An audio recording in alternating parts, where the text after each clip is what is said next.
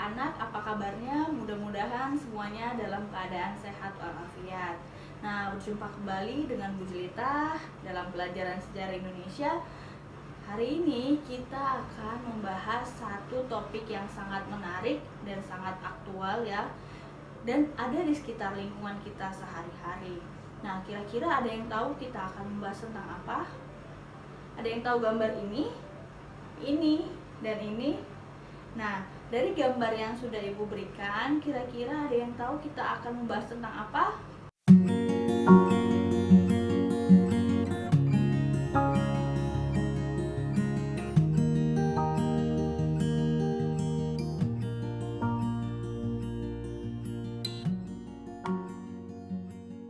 Kita akan membahas tentang Indonesia pada masa Hindu-Buddha.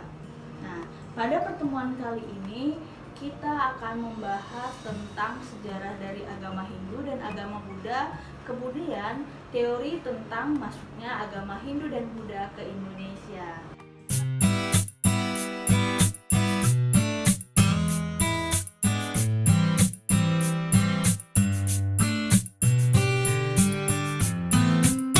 Sumber sejarah di dalam Indonesia zaman Hindu-Buddha bisa berupa prasasti, catatan perjalanan, kitab, benda atau bangunan bersejarah, dan juga kronik. Kita awali dengan sejarah agama Hindu. Agama Hindu diperkirakan muncul di India antara tahun 3102 sebelum Masehi sampai 1300 sebelum Masehi. Agama ini tumbuh bersamaan dengan masuknya bangsa Arya, yaitu bangsa nomaden yang masuk India dari Asia Tengah melalui celah Khyber. Kedatangan bangsa Arya ini mendesak bangsa Dravida, penduduk asli India.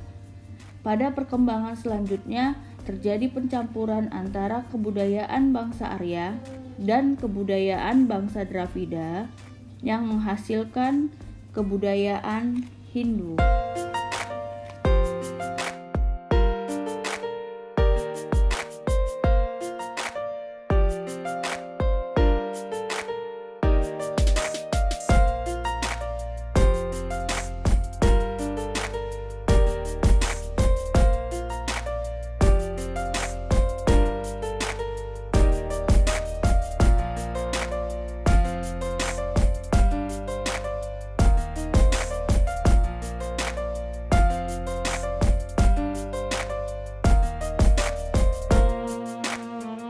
Selanjutnya, perkembangan agama Hindu di India.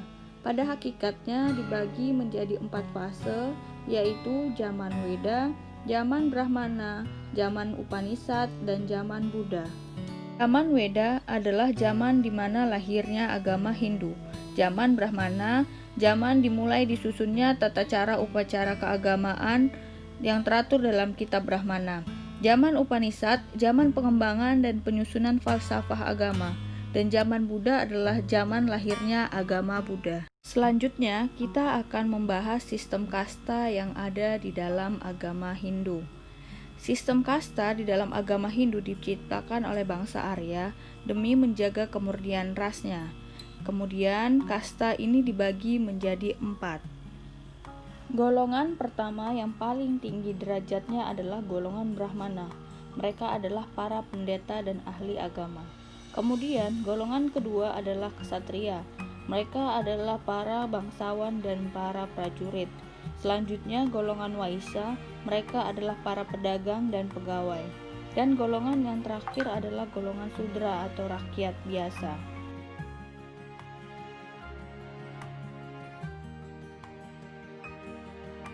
Di luar dari 4 kasta tersebut ada golongan paria, di mana diantaranya adalah para pengemis dan gelandangan. Kasta memisahkan manusia ke dalam sebuah strata sosial dengan tingkatan berbeda-beda masih digunakan di India, bagaikan sebuah garis pembatas yang tidak bisa ditembus dan disatukan. Menganggap diri martabat tinggi dan merendahkan kasta rendah hanya karena garis keturunan. Walaupun sistem kasta sudah dilarang di India pada tahun 1950 setelah kemerdekaan, namun jenjang sosial model lama ini tetap hidup dalam masyarakat. Praktiknya masih berlangsung sangat senyap, terutama dalam urusan pernikahan. Sistem kasta telah berlaku di India sejak 1500 tahun sebelum Masehi. Walaupun zaman terus berubah, sistem ini juga berevolusi selama ribuan tahun. Pada zaman Inggris, tingkatan kasta merupakan ilegal, namun pada kenyataannya para tuan tanah dan penguasa lokal menekan mereka yang berkasta rendah.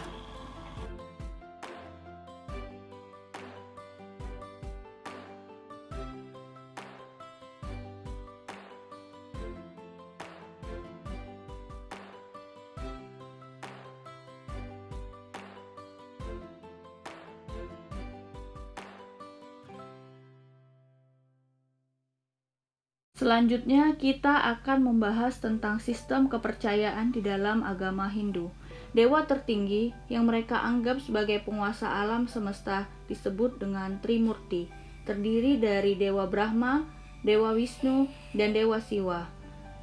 Bangsa Arya telah memiliki peradaban tinggi, mereka menyembah dewa-dewa. Akan tetapi, walaupun banyak, semuanya adalah manifestasi dan perwujudan Tuhan yang Maha Esa, disebut dengan Brahman. Jadi, agama Hindu adalah agama monoteisme. Kitab suci agama Hindu disebut dengan Kitab Weda, terdiri atas kitab Rigveda, Yajurveda, Atharva Veda, dan Samaveda. Agama Hindu mempunyai keyakinan dasar yang disebut dengan Pancasrada, yang terdiri atas Widi Tattwa, Atma Tattwa, Karmapala Tattwa, Punarbhava Tattwa, dan Moksha Tattwa.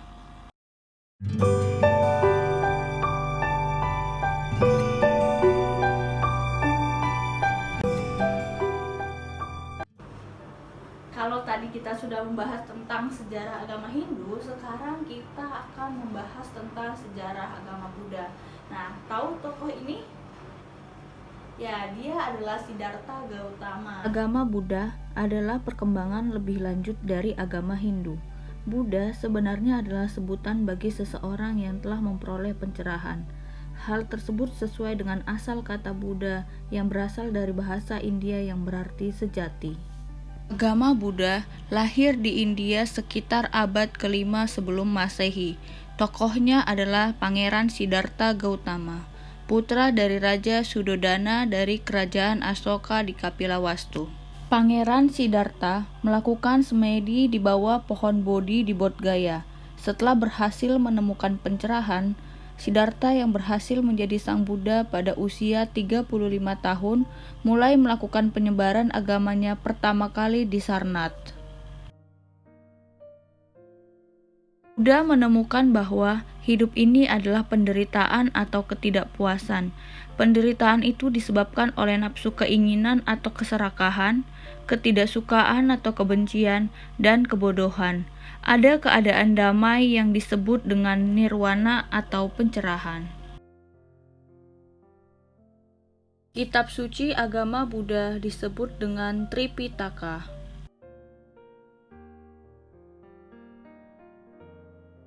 Tahun 78 Masehi terjadi perpecahan antara Buddha Mahayana tersebar di Tiongkok, Korea, Taiwan, dan Jepang. Ajarannya lebih kompleks karena dipengaruhi oleh agama dan kepercayaan lain seperti Hindu dan Taoisme. Buddha Hinayana tersebar di Indonesia, Thailand, Kamboja, Vietnam, Myanmar, dan Laos.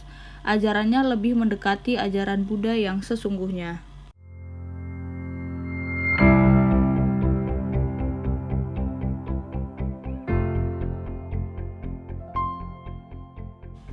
Selanjutnya, kita akan membahas tentang teori masuknya Hindu-Buddha ke Indonesia.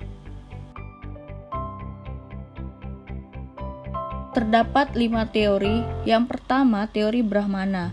Di Indonesia, banyak prasasti Hindu-Buddha yang menggunakan bahasa Sanskerta dan huruf Pallawa. Bahasa tersebut hanya dikuasai oleh kaum Brahmana.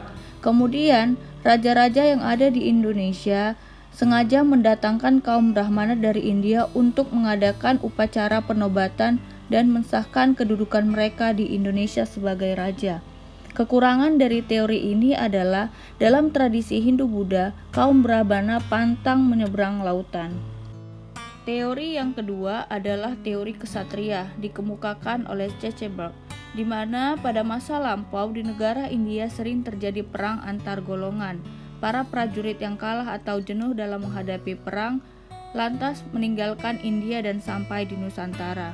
Kelebihan dari teori ini, semangat berpetualangan dan menaklukkan daerah lain pada saat itu umumnya dimiliki oleh para satria. Kekurangannya adalah para kesatria tidak menguasai bahasa Sanskerta dan huruf Pallawa. Selanjutnya adalah teori Vaishya yang dikemukakan oleh N.J. Krom. Hal ini didasarkan kepada golongan terbesar yang datang ke Indonesia adalah para pedagang India. Mereka bermukim di Indonesia, bahkan menikah dengan orang Indonesia, dan kemudian aktif melakukan hubungan sosial dan memperkenalkan agama dan kebudayaan mereka. Kelebihan dari teori ini adalah pada saat itu kebanyakan pedagang yang datang ke Indonesia berasal dari India. Kekurangannya adalah para pedagang tidak menguasai secara mendalam ajaran agama Hindu dikarenakan tidak memahami bahasa Sanskerta sebagai pedoman untuk membaca kitab Weda. Selanjutnya adalah teori Sudra. Teori ini mengatakan bahwa agama Hindu masuk ke Indonesia dibawa oleh kasta Sudra. Mereka datang ke Indonesia dengan tujuan mengubah kehidupan karena di India mereka hanya hidup sebagai pekerja kasar dan budak. Kekurangan dari teori ini adalah kaum Sudra tidak menguasai bahasa Sanskerta dan huruf Pallawa. Kasta Sudra umumnya tidak memiliki ilmu pengetahuan atau pendidikan. Selanjutnya adalah teori arus balik. Teori ini lebih menekankan kepada bangsa Indonesia sendiri yang berperan di dalam proses penyebaran agama Hindu dan Buddha. Menurut teori yang dikemukakan oleh G. Chodes ini, bangsa Indonesia mempunyai kepentingan untuk datang dan berkunjung ke India, seperti mempelajari agama Hindu dan Buddha. Sekembalinya dari India, mereka membawa pengetahuan tentang agama dan kebudayaan India ke Indonesia.